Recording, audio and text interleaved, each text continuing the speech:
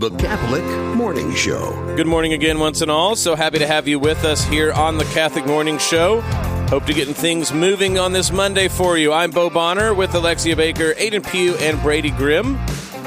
Glad to have you all with us. In the second half of the hour, the second half of the show, we'll have a chance to speak with Marion Scott, music director for St. Augustine of Des Moines. We'll have an upcoming Corpus Christi concert that we'll get a chance to talk all about. Right now, let's turn to our first guest of the day. Peter Kiernan is the nephew of Father James Kiernan, and his Father Jim Kiernan's 10th anniversary memorial mass will be celebrated here soon by Bishop Johnson. James, thanks for coming on the Catholic Morning Show. Good morning. Peter, sorry, I read the exact wrong one.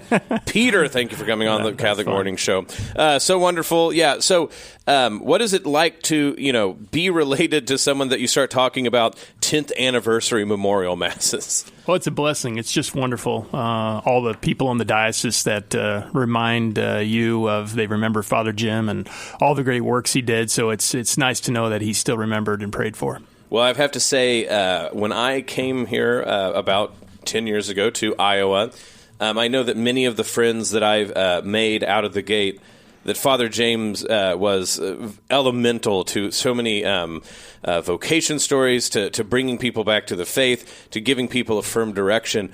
And so I felt like I had a glimpse of that before he happened to pass away. But maybe if people aren't aware of who your uncle is, if you could give a little bit of background about him and why it is you think that at the chance to celebrate him 10 years on, that his legacy is so important. You bet. So Father Jim was a priest in the Diocese of Des Moines for around 56 years. And so he did spend a good 20 years or so over in St. Albert's, Council Bluffs area. So it wasn't always in the Des Moines Diocese. But his last priestly duty was at Saint Ambrose Cathedral and prior to his retirement. So he was very involved and instrumental. Holy Family was really close to him, Holy Family School and those things. So, he was just really enjoyed what he did as a priest. Well, when it comes to the 10-year anniversary memorial mass is May 17th, St. Ambrose Cathedral, celebrated by Bishop Johnson. What does it say that within something like the Diocese of Des Moines that the stories and the memory of certain priests persist enough for people to say that, that's what we want to do. We want to get together and the bishop preside over important members of the clergy who left their mark for many people? Great question. I guess I would say that, number one, they take the time for it, that they remember those priests, and those priests are now past and what they can do even after they're gone when we pray for them, but also to remember the importance of what they did, why they were a priest, and to sort of take time, just an hour, to have a special mass for Father Jim. Well, so as a nephew, so I'm a convert. I haven't got to experience any of this yet.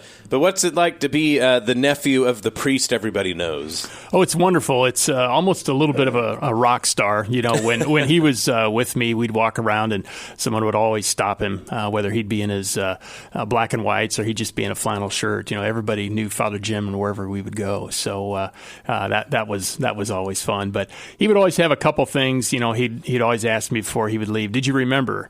And that was, "Did you remember to say your prayers at night?"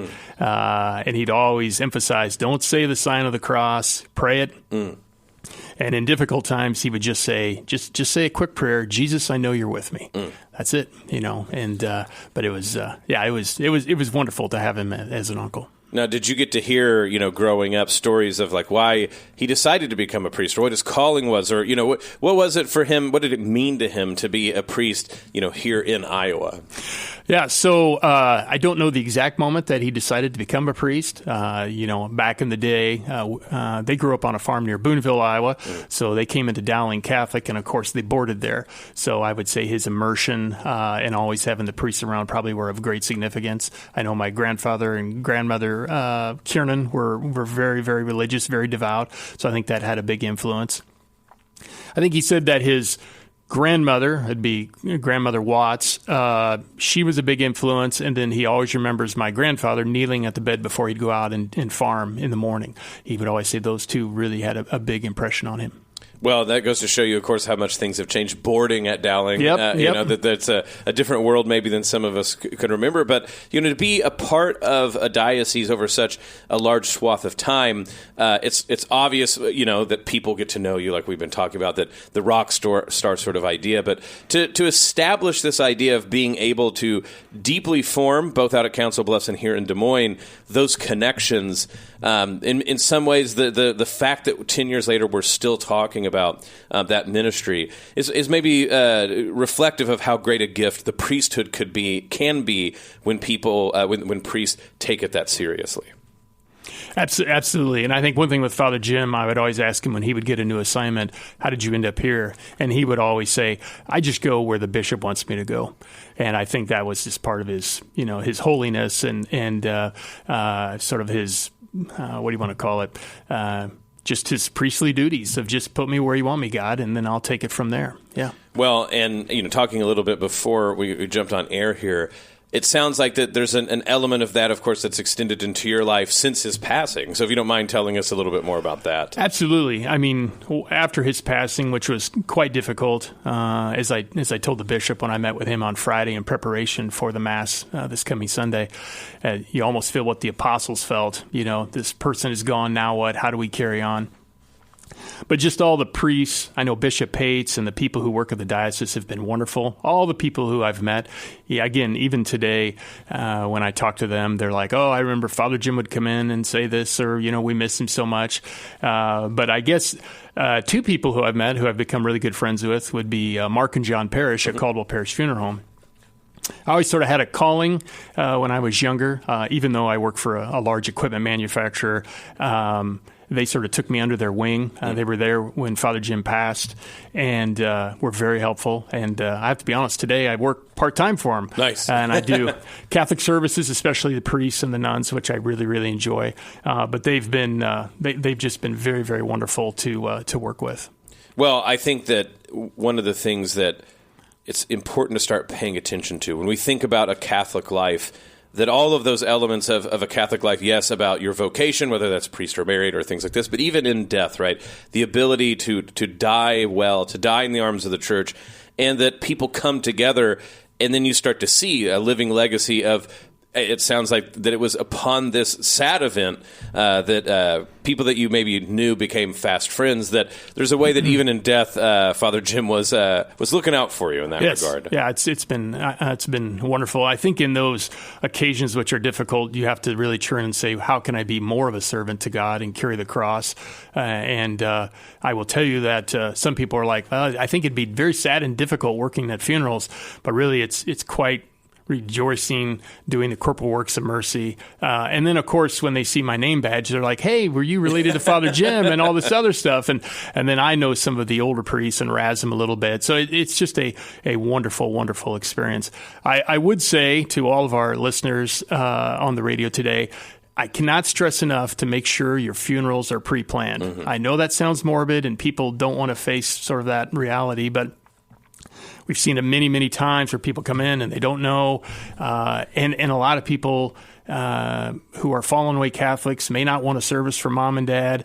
Make sure it's in writing. Make sure it's done.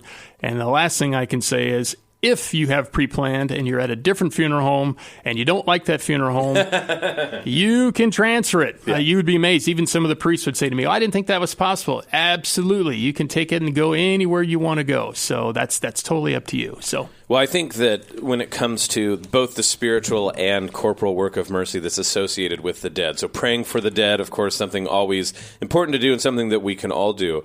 But when we think about burying the dead, yes, so throughout history, of course, this was often a difficult task, especially if people were poor. There would literally just be bodies on the side of the road, and so Christians would go bury them at cost. But as we, 2026, we don't have that problem particularly. But it is the case, for instance, that funerals are expensive, or like you said, that there's a lot of difficulty of understanding maybe between generations and things like this. So, it's not morbid, right? It's something that we all have to face.